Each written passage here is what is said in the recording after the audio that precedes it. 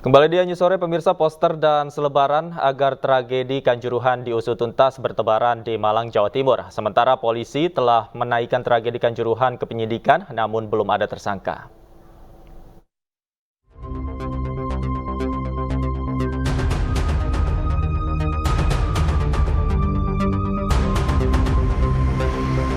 Poster dan spanduk desakan agar kasus Kanjuruhan diusut tuntas bertebaran, seperti di kawasan Jalan Raya Kendal Payak Pakisaji hingga Jalan Raya Panarukan Kepanjen Kabupaten Malang, Jawa Timur.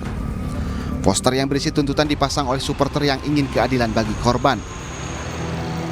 Desakan untuk pemangku jabatan agar mengusut tuntas tragedi Kanjuruhan juga banyak terpasang di kawasan Stadion Kanjuruhan. Tuntutan disampaikan melalui spanduk, selebaran, dan coretan di tembok.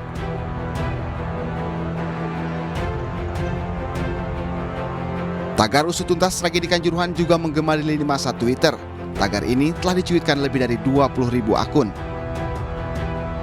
Untuk mengawal kasus ini, Aremania juga membuka posko bantuan hukum. Mereka mengancam jika dalam 7 hari tidak ada tersangka, mereka akan menggelar aksi. Utama adalah selama 7 hari jika tidak ada penentuan tersangka, kami akan turun jalan. Dan itu kami hanya mendampingi adik-adik kami yang kebetulan kemarin datang, termasuk anak-anak saya, telah datang di Stadion Kanjuruhan dan menjadi korban. Dan yang lebih menjadi perhatian kita adalah di sana masih ada banyak korban yang masih sakit, yang perlu pendampingan juga. Diketahui Mabes Polri telah menaikkan status tragedi Kanjuruhan dari penyelidikan ke penyidikan. Namun, hingga saat ini belum ada yang ditetapkan sebagai tersangka.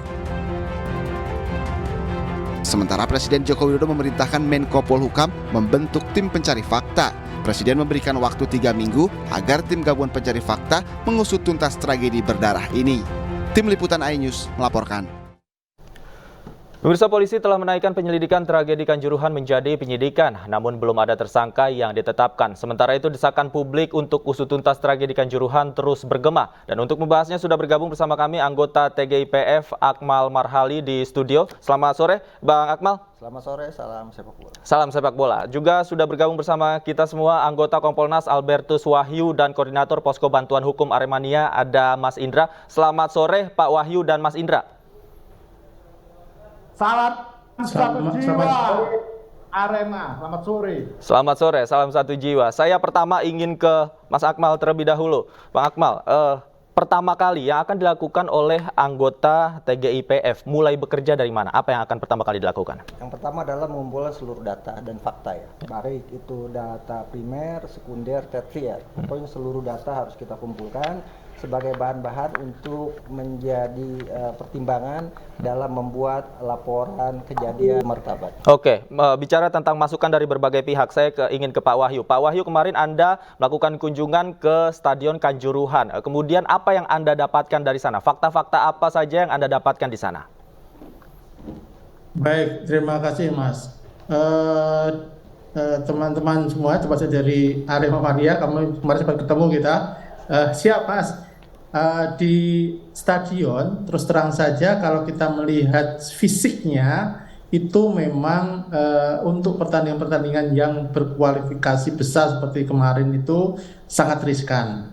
Sehingga memang diperlukan yang pertama tentu antisipasi dari resiko-resiko keamanan. Kemudian tentu supporter juga harus dikendalikan. Terus terang saja kemarin saya melihat kondisi normal saja, kalau keluar pintu berbarengan itu sudah berbahaya. Apalagi kemarin ada insiden penembakan gas air mata. Itu tentu akan menambah tingkat risiko yang sangat tinggi. Itu hasil temuan kami setelah lihat kondisi di lapangan. Karena lebar pintu itu kan sangat kecil, kemudian dari tribun turunannya sangat tajam sekali. Nah, lalu informasi yang kami peroleh penonton kan sangat membludak. Jadi saya kira poin-poin itu harus dipahami betul. Disinilah yang namanya petugas keamanan, steward, kemudian panpel, saya kira harus memperhitungkan ini semua, karena ini pelajaran yang sangat berharga, Mas, karena kondisi lapangan di Indonesia ini kan tidak semuanya seideal seperti di Stadion Gelora Bung Karno. Ya. Nah, saya kira ini catatan kami itu, Mas, sehingga kami ikut berduka prihatin dengan teman Aremania ini. Saya lihat mereka itu sebetulnya tidak ada niat membuat kerusuhan kalau saya dari jiwanya ya. Tetapi kondisilah yang membuat seperti itu, sehingga ini pelajaran, ya menurut saya ini pelajaran berharga untuk kita semua lah. Karena apalagi informasi yang saya peroleh kan tidak ada supporter dari Surabaya. Kalau toh ada kan tidak ada konflik ya. Jadi dan kejadiannya kan setelah pertandingan selesai. Sehingga saya lihat pertama dari aspek antisipasi, terutama dengan melihat kondisi teknis. Baik. Ya. Kemudian cara-cara penanganan, saya kira itu, Mas. Baik. Saya ingin berikan kesempatan kepada Mas Indra. Mas Indra, kalau dari Aremania apa saja yang menjadi catatan, Mas Indra? Ya, selamat sore, salam satu jiwa semuanya. Bang Akmal, apa kabar? Yang pertama saya ucapkan terima kasih dulu buat seluruh supporter di Indonesia atas respek dan responnya. Dan ini bukanlah untuk hanya kami yang jadi korban, tapi seluruh sepak bola Indonesia. Ingat, ini seluruh sepak bola Indonesia, bukan hanya tentang Aremania dan Arema. Ini seluruh sepak bola. Ini catatan buruk. Kita nomor 2 di Indonesia. Satu. Yang kedua, soal tangga dan pintu itu adalah ekses dari apa yang terjadi. Di sana ada gas air mata yang dilupakan. Oke. Jadi orang tidak akan berduyun-duyun lari ke akses pintu kalau tidak ada gas air mata. Menjadi berjubel, menjadi itu semuanya karena ada itu semua. Satu, itu yang harus dilupakan, jangan dilupakan. Kenapa? Sampai detik ini semuanya dialihkan menjadi seolah-olah bahwa stadion ini sangat tidak layak, bla bla bla. Memang tidak layak. Semua stadion di Indonesia aja dicek aja layak apa enggak. Jangan hanya Kanjuruhan. Fair aja kita. Yang layak hanya GBK. Satu. Yang kedua, apakah ada semua klub punya stadion? Nggak ada. Semua stadion pemerintah. Nggak ada stadion miliknya klub. Artinya di Indonesia klub profesional yang harus punya stadion tuh bullshit, nggak ada. Semuanya masih pinjem dan nyewa. Itu yang kedua. Yang ketiga bahwasanya apa yang terjadi pada saudara-saudara saya, adik-adik saya, bahkan pada anak-anak saya bilang gitu, ini semuanya terjadi karena ada hal yang memang paling prinsip. Bahwasanya tidak boleh ada senjata masuk stadion. Kemudian ini penggunaan gas air mata tidak boleh digunakan stadion. Ini terjadi. Jadi perkara itu soal tanda segala macam, silakanlah. Baik. Itu saya. Baik. Saya kembali ke Bang Akmal. Bang Akmal, tadi disoroti oleh Pak Wahyu dan Mas Indra bahwa penggunaan gas air mata dan juga pembawaan senjata ke dalam stadion. Apakah ini juga menjadi titik yang menjadi fokus dari TGIPF? Betul. Jadi ke depan TGIPF ingin merekomendasikan satu hal. Yang pertama adalah sinkronisasi regulasi FIFA, regulasi AFC, regulasi PSSI tentang pertandingan sepak bola dengan regulasi yang ada di pemerintah.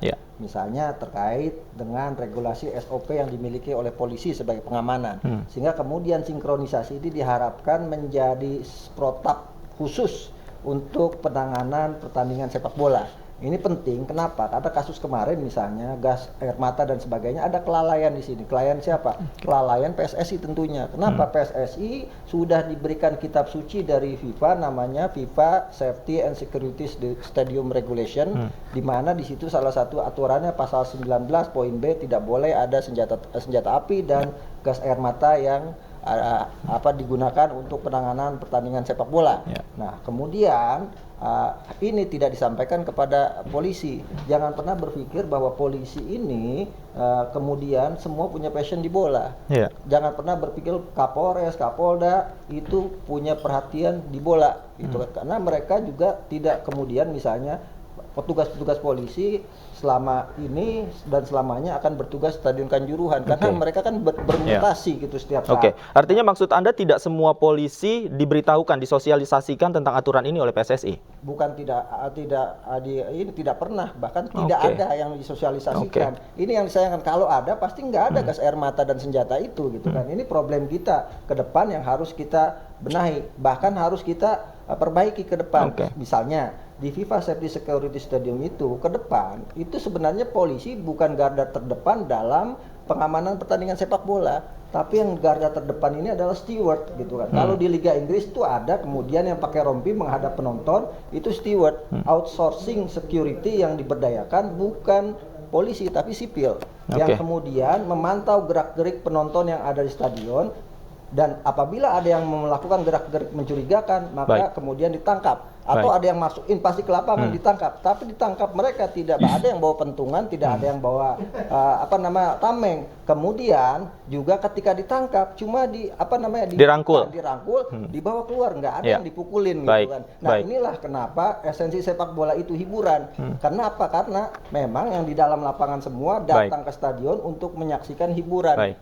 Penonton juga ada aturannya, nggak boleh bawa senjata tajam, nggak boleh bawa flare, nggak boleh bawa minuman, nggak boleh terindikasi mabuk, bahkan menyanyikan lagu-lagu rasis tidak boleh. Nah, kalau aturan-aturan ini dijalankan, kita yakin seyakin-yakinnya bahwa ke depan sepak bola kita akan lebih baik. Baik. Kemarin juga ditemukan fakta oleh Pak Wahyu bahwa Kapolres Malang yang sebelumnya sudah dicopot ternyata tidak pernah memerintahkan penggunaan gas air mata di dalam stadion. Apakah betul seperti itu, Pak Wahyu? Begini, saya udah konfirmasi ulang. Ini saya terus terang saja banyak yang nyerang saya gara-gara statement itu. Memang Kapolres tidak pernah memberikan perintah tentang gas air mata, apalagi perintah menembak. Maka menurut saya ini ada persoalan di luar komando. Ya, saya setuju dengan dari Aremania nih Mas ini, bahwa memang spesifikasi stadion Indonesia ini kan memang yang ideal hanya di Gelar Bung Karno, pertama itu. Kedua, polisi ini kan bagian dari Panpel, bukan penanggung jawab keamanan, karena aturannya polisi kan nggak boleh masuk ke stadion, dan itu masuknya baru menit-menit terakhir. Saya kira ini harus dipahami yang di dalam itu. Saya betul dengan statement Mas Akmal. Belum tentu yang di dalam itu juga tahu aturan mengenai bagaimana mengamankan bola, bagaimana menggunakan. Dia tahunya sebagai polisi dibekali gas air mata, ini ada huru-hara, padahal sebetulnya pemain Arema ini nggak huru-hara, dia datang ke turun ke lapangan mungkin ingin merangkul ingin menemui idolanya, bisa jadi kan, kita kan nggak tahu, itu kan situasi di lapangan. Jadi menurut saya ini problem utamanya adalah ketika siapa yang ditugaskan di situ tidak semua sesuai dengan protap yang harusnya menjadi tanggung jawab Panpel untuk memberikan edukasi dan informasi. Pak Wahyu, artinya indikasi ada tindakan di luar komando yang tidak diperintahkan itu Anda temukan ya di lapangan? Faktanya begitu kan faktanya. Sekarang tinggal kita cari siapa yang pertama kali mengeluarkan gas air mata, perintahnya siapa. Maka kemarin dengan beberapa media saya bilang, mohon untuk yang mungkin Mas Akmal nanti dengan TGP harus mencari itu. Pertama kali yang mengeluarkan perintahnya siapa, itu yang kunci penting. Kalau memang dia tahu bahwa nggak boleh dan nekat bawa, berarti salah. Tapi kalau nggak tahu, berarti ada problem lain. Saya kira itu yang harus didalami di situ nanti, Mas. Oke, baik. Saya ke Mas Indra. Mas Indra, Kapolres Malang sudah dicopot. Tadi ada indikasi juga ada tindakan di luar komando. Apa harapan teman-teman Aremania? Untuk membahas itu wilayahnya Pak Wahyu sebenarnya, bukan wilayah kami. Soal polisi itu urusan Pak Wahyu. Cuma kami sudah titipkan kemarin, kita sudah bertemu dengan Kompolnas, Komnas HAM, Ombudsman, semuanya kita bertemu, dan kita satu suara bahwasanya di sini ada korban meninggal hingga per jam ini 132 orang. Per jam ini 132 orang, dan kami punya datanya itu valid karena kami bergerak di bawah.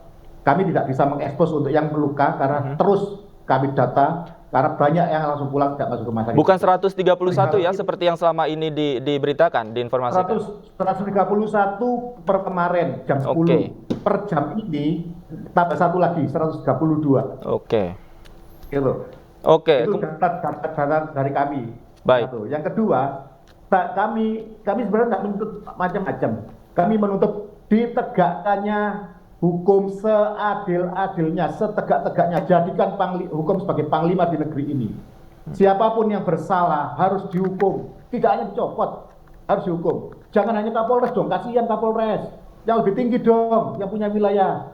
Siapa yang lebih tinggi yang Anda maksud? Siapa Pak Wahyu yang lebih tinggi, Pak Wahyu? Pak Wahyu yang tahu, saya tidak tahu silsilah. Tahu saya rebel, Balan, Akmal dulu. Ya malah kita support Akmal dulu. Ya, dan di situ sampai detik ini kita ini mohon tolong dong ada yang meminta maaf kepada kami bahwa maaf kami salah, sudah ada yang membuat ada yang meninggal, tolong dong. Sampai detik ini kita nggak dengar itu. Kapolda sudah mengeluarkan pernyataan permintaan maaf, itu tidak cukup? Saya nggak dengar soalnya. Oke, baik. Ya katanya kalau nggak ada video, kan gitu. Ya kemungkinan kalau ada videonya mungkin. Baik. Gitu. Yang kedua, tolong dong ini diusut benar-benar tuntas sampai ke akar-akarnya. Kenapa? Baik. Ini bukan hanya kasusnya Arema, bukan kasusnya Aremania. Ini kasus sepak bola Indonesia. Baik. Artinya orang-orang yang ada di dalam sepak bola ini terlibat semua, salah semua. Baik, baik. Gitu. Baik, itu harapan kita bersama agar kasus ini diusut tuntas. Ya, mumpung ada Bang Akmal di sini. Tragedi memalukan nomor 2 loh kita ini di dunia. Malu banget kita ini. Iya, tentu masa itu. rekor yang memalukan. Baik, itu harapan kita bersama, Mas Indra. Terima kasih, sayang sekali waktu kita terbatas. Terima kasih Mas Indra, Pak Wahyu juga terima kasih, Bang Akmal Marhali. Terima kasih sudah hadir di studio iNews sore. Salam satu jiwa Pak Wahyu. Salam satu jiwa, terima kasih. Terima kasih Bapak-bapak. Selamat sore. Pemirsa, Verdi Sambo dan para tersangka pembunuhan Brigadir Joshua dipamerkan ke publik ketika diserahkan ke kejaksaan oleh polisi. Kami segera kembali, tetaplah di iNews sore.